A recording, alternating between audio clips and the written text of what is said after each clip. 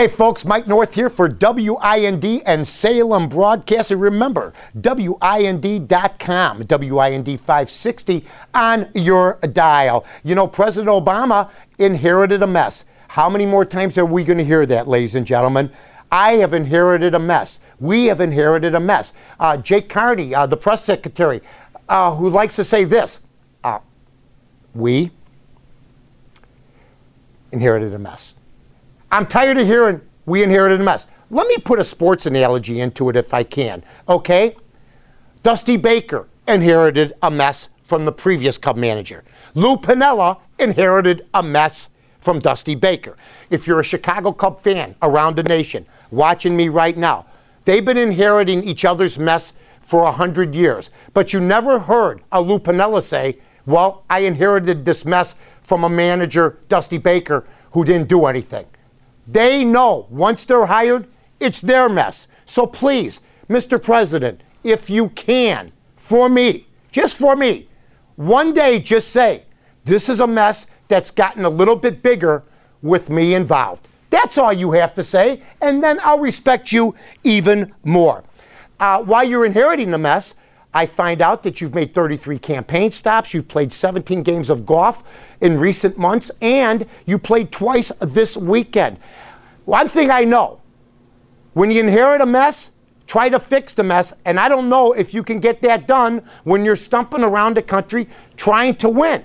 Now, if you win in 2012, are you going to say, we inherited a mess? Because that will be the mess that you inherited from you. So, Mr. President, please start taking some responsibility. We know you inherited the mess. We know President Bush wasn't perfect, but you were supposed to bring change. Please, please bring us change. Now, they're talking about raising taxes again. And I heard this yesterday for the upper 2%. You know, the upper 2%, and really 50% of this country to 60% of this country, according to data, really pays federal income tax. Everybody else doesn't. Is it any wonder why President Obama's approval rating is still at 46%? You know who wants President Obama to win? The people that don't pay the federal income tax, the people that are dependent on the government, the people that have things handed to them, okay? So, President Bush, the Republican right now, with the performance I believe that President Obama's put on so far, would have an approval rating of 30%. Okay? So I'm giving that 16% to the people don't have a whole lot and want President Obama to get in so they don't have to go out and really work for a living and get what they want. Fox poll, fair and square, 46-46. It's fair and balanced. It's even. And in fact, I think that's good for President Obama, while other people think it's not so good. You know, we've been hearing lately about people mispronouncing things. Michelle Bachmann, Sarah Palin. This is nonsense, okay? Being a talk show host for years, make 4 to 5 blunders a show. And, you know, you hope somebody doesn't realize it. You hope they don't hear you stuttering. You hope that they don't really say, you know what, does he have his facts right? You just hope you keep going. But there's mistakes made. But here's what it's turned into now. Let's catch President Obama doing this. Now they're playing on Fox where President Obama says, I've been to all 57 states. Okay? Now they're playing on Fox a press conference from yesterday where he's talking about something and he loses his train of thought and he's going, he's doing the Porky Pig. So, hey, everybody makes mistakes. From the president to congressman to the guy who writes the tickets on your windshield, the police officer, to the doctor. There are mistakes made sometimes. But you know what? I'm not going to decide who's president by this nonsense. I'm going to go and vote for the person that has the better plan. And by the way, he had his kids' ages wrong. He says, my kids are 13 and 10. They're 12 and 10.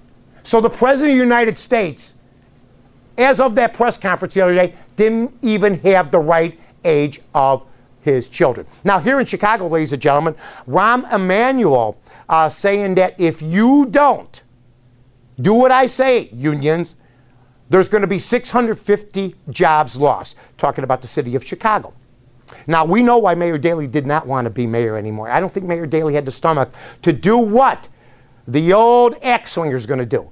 He's going to trim the budget, and that's what he's going to do. And do you think, ladies and gentlemen, because I worked for the city of Chicago, yeah, we were in a union. We threatened to walk out once for the Chicago Park District back in the 70s. Guess what?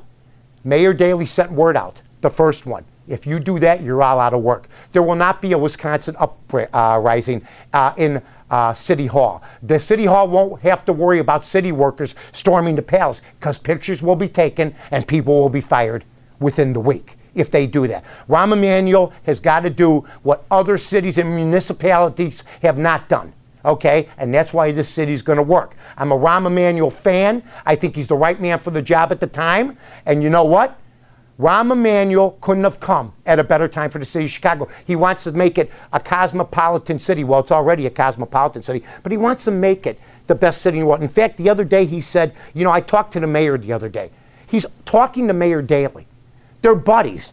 Now you got Daley doing maybe some good things with Emanuel, helping him out, and you got Emanuel doing the dirty work. So, ladies and gentlemen, let's see what happens in the city of Chicago. But there will be no protests. And if there are, those people will get their pink slips. You know what? That's the way I see it. I'm Mike North for WYND 560 and Salem Broadcasting. You have a great day. See everybody tomorrow.